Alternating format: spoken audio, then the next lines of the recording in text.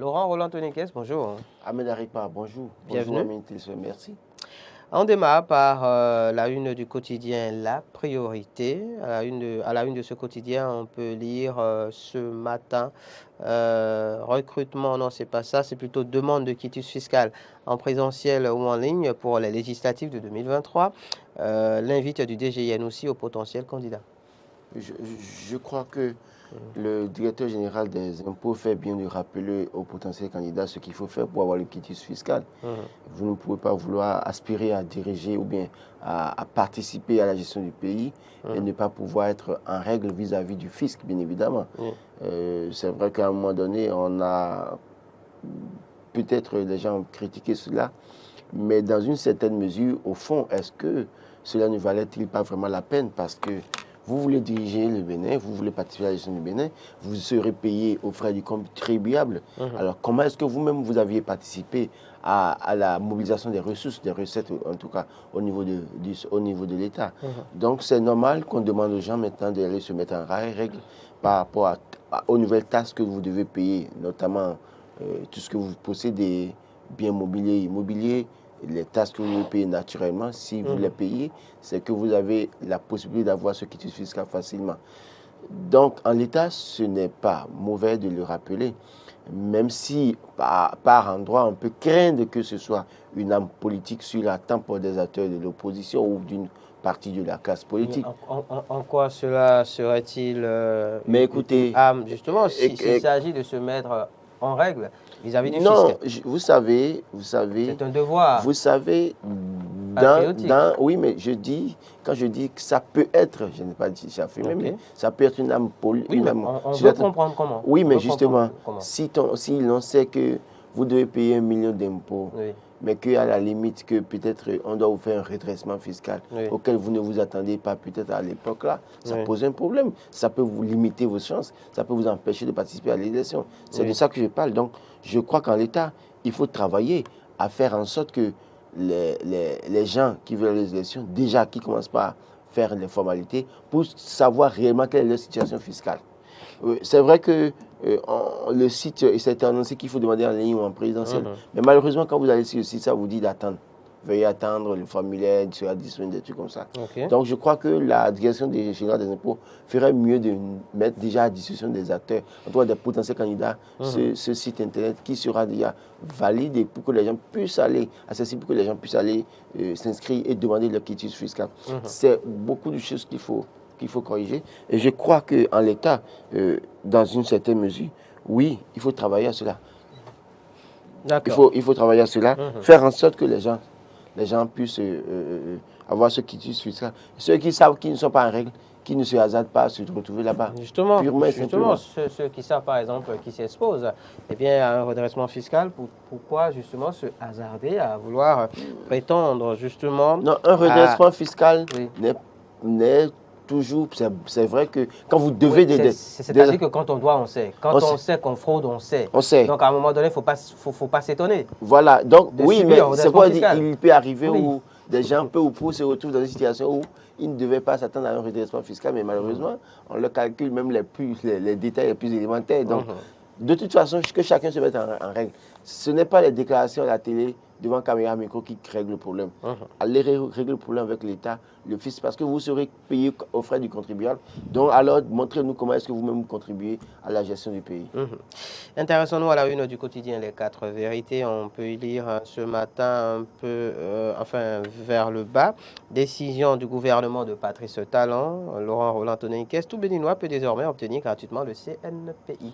Oui, le certificat du numéro personnel d'identification, je crois que c'est normal de le mettre à la discussion de tout le monde parce que pour aller constituer la liste électorale informatisée provisoire, l'EIP, aujourd'hui, il faut mettre le numéro personnel d'identification.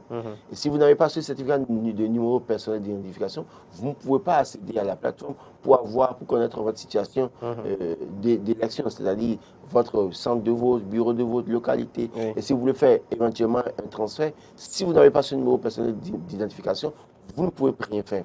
Alors, et en l'état, aujourd'hui, beaucoup de personnes ne sont pas allées chercher leur CIP, certificat d'identification personnelle, ils ne sont pas allés chercher leur carte, bien évidemment.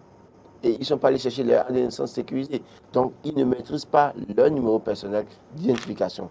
Le mettre maintenant à la disposition du public gratuitement, je crois que c'est une avancée notable. Et les Béninois feraient mieux de sauveter sur l'occasion, d'aller chercher ce numéro personnel d'identification, d'aller le mettre dans la base de données, c'est-à-dire qu'au niveau du site de l'ANIP, aller mettre ça pour vérifier leur nom, s'ils sont sur la liste électorale, dans quel vote dans quel centre de vote ou arrondissement comme ils doivent voter, si ça ne les agrée pas, de faire le transfert eux-mêmes, d'opérer un transfert, bien évidemment. Je crois que même ceux qui n'ont pas un téléphone smartphone peuvent aller, il y a un code étoile 137 que je ne l'ai pas gardé, mais je crois que déjà, avec ce numéro personnel, c'est facile pour vous de faire le transfert quand vous êtes chez vous et quand vous avez un portable Android. Oui, sauf que depuis peu, il est demandé à ce que cela se fasse en présentiel. Oui, mais justement, c'est ce que je dis. C'est-à-dire que si vous avez votre portable, moi j'ai fait mon transfert à la maison. J'ai suivi, bon, je n'ai pas fait le transfert.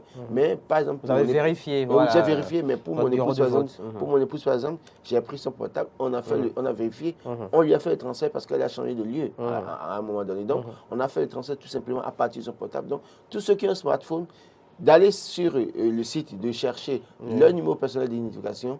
Et quand ils l'ont, c'est parce que quand vous demandez, je crois qu'au plus tard, 24, vous avez le certificat, on vous envoie ça déjà, et pas à travers votre boîte électronique. Vous recevez, vous avez le numéro dessus, et vous allez retourner sur le site de l'ANIP pour mettre le numéro pour vérifier votre centre de vote, votre bureau de vote. Et aussi, éventuellement, vous avez la volonté de faire un transfert. Je crois que c'est une bonne chose que de mettre à disposition du public gratuitement ce certificat et que les Béninois profitent. Que les gens ne se mettent pas, en tout cas ne traînent pas les pas pour demain dire qu'ils sont exclus. La priorité, ce matin, Laurent Roland-Tonenquès parle du premier congrès extraordinaire à la CSTB et d'une rallonge de 10 mois pour Kassamampo. Oui, mais je crois que cette affaire de rallonge a créé un peu de polémique sur les réseaux sociaux parce que qui vous souviennent que Kassamampo fait partie de ceux qui disaient que 5 ans, c'est 5 ans, bien évidemment. Bien sûr. Je n'étais pas d'accord que Patrice Talon fasse un second mandat alors qu'il avait promis un mandat. Écoutez, mais de ce point de vue... Oui, Kassamampo a-t-il jamais promis ne faire que seul mandat à la tête de la CSTB? J'en viens. Donc quand je vois quelques affidés ou quelques entre griffes, les soutiens du régime en place sur les réseaux sociaux remettent en cause ces 10 mois de rallonge de Kassamampo. Je dis, mais où est le débat? Si les syndiqués sont d'accord qu'il faut rallonger le mandat de Kassamampo de 10 mois, où est le problème? Je crois que dans une certaine mesure, on va peut-être s'attaquer à des problèmes qui n'ont pas de sens, à la limite pour moi. Donc je crois que les gens feraient mieux de se passer ce débat. C'est les travailleurs qui décident de donner encore 10 mois à Kassamampo. C'est vrai, si Kassamampo n'acceptait pas une assemblée générale et continuait les syndiqués pour rester là, on pourrait le critiquer. Mais si en l'état, si c'est les travailleurs même qui lui ont donné le quitus de faire encore 10 mois, où est le débat? Je crois que parfois on veut justifier, on veut comparer des choses qu'on ne peut pas comparer. Bien sûr, c'est un déplacement de débat. Oui, je crois que c'est comme si demain, si par exemple Patrice Talon demandait à faire un troisième mandat, ceux-là pourraient venir justifier que Kassamampo a fait 10 mois, en plus de son mandat normal. Donc il faut commencer par leur dire arrêtez ça. Comparaison n'est pas raison. Comparaison n'est pas raison, dans une certaine mesure. Parce que la constitution du Bénin est claire. Patrice Talon a droit à un mandat renouvelable une fois. Kassamampo, est-ce qu'on a dit que quand il fait son mandat, il finit là, qu'on peut pas lui rallonger 10 mois? Ils sont allés à une assemblée générale extraordinaire. Et ils ont dit, on lui laisse pour 10 mois d'abord. Et puis après, ils vont réfléchir. Ouais, le problème. Je crois qu'en l'état tel qu'il a été fait, si vous suivez très bien, vous allez voir que c'est dans la perspective de l'élection législative pour permettre à ce que Kassamampo soit là, puisqu'il est imprégné. Il est imprégné des problèmes des travailleurs, il connaît la réalité, il est au cœur du système, en tout cas, il connaît un peu comment le système fonctionne depuis 2016. Donc, le fait d'amener quelqu'un d'aussi entre-temps, quelqu'un d'autre voulait prendre le poste, qu'est-ce qui va se passer? C'est que, vous savez, c'est vrai que c'est une continuité, mais dans une certaine mesure, le nouveau qui vient, est parfois obligé de tout reprendre Bien et sûr. doit prendre ses marques d'abord pendant un moment, c'est peut-être 6 mois, pour qu'il se retrouve, pour commencer à travailler, alors que nous sommes à la veille déjà de 2023. Donc je crois que c'est certainement dans cette perspective que les travailleurs ont décidé de le reconduire pendant 10 mois d'abord, et puis après ils reviendront. Quand on aura les élections législatives derrière nous, je suis sûr qu'ils reviendront à une assemblée générale et d'essayer de maintenir Kassa Mampo là ou pas.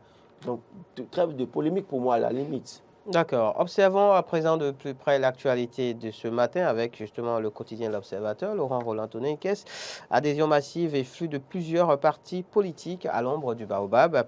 L'UPR reste dans la dynamique de la conviction politique, d'ici le député Patrice Nombimet Agbo-Dranfo. Quand Patrice Agbo-Dranfo me parle, Nombimet me parle de conviction politique, je vais bien lui poser la question de savoir s'il est vraiment... Est-ce qu'il pèse les mots? En tout cas, il pèse ce qu'il dit, les mots, vraiment avant de les utiliser. Parce que pour moi, tous ceux qui vont vers l'Union progressiste n'y vont pas par conviction. Parce qu'ils veulent peut-être être à l'abri, certains à l'abri des représailles. Il y en a qui ont faim, qui ont besoin de survivre.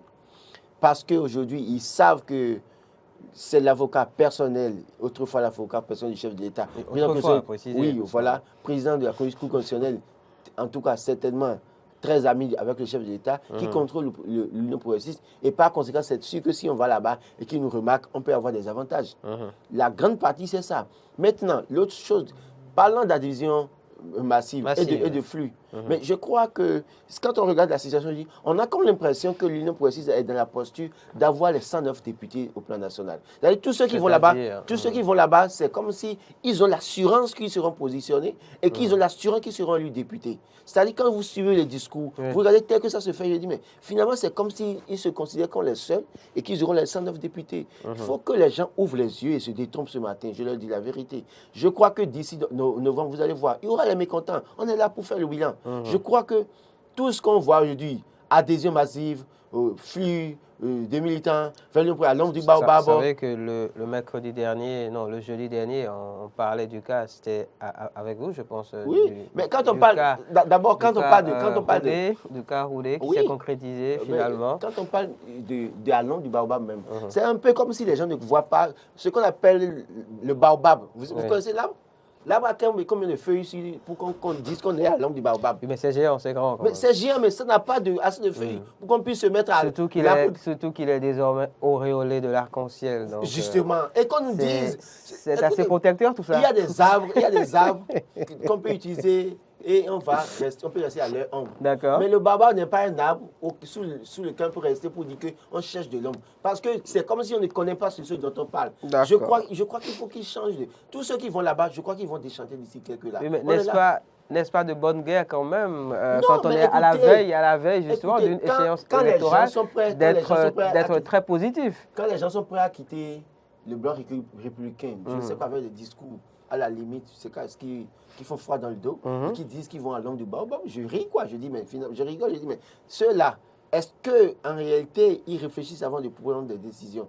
Je crois que d'ici quelques jours, on va vous faire le bilan. Vous allez voir comment les gens vont commencer par murmurer. Et je suis sûr, et ce dont je suis sûr aussi, c'est que les responsables du bloc de l'Union progressiste doivent pouvoir, le renouveau bien évidemment, doivent faire très attention. Parce qu'en leur sein, je suis sûr que quand les gens n'auront pas ce qu'ils veulent, ils vont faire une campagne contre leur propre liste. En 2019, des gens qui étaient sur BR, et je ne vais pas citer de nom, à la date, dans la 5e ou dans la 6e ici, des gens qui sont membres du BR sont allés sur le terrain nuitamment faire une campagne contre le BR.